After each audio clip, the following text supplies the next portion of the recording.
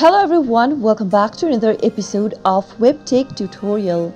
In today's video, I'm going to show you how to log into your IHG credit card account online. So keep watching the video till the end to learn how, and don't forget to subscribe to our channel by hitting that subscribe button. Press the notification bell so that you'll never miss another upcoming upload from us. Now let's get started. Open up a web browser of your choice and into the URL box type in chase.com/IHG and press enter on your keyboard. You can log into your IHG credit card account by visiting this Chase website. Now click on the sign in button at the top right hand corner in order to end up in the login page.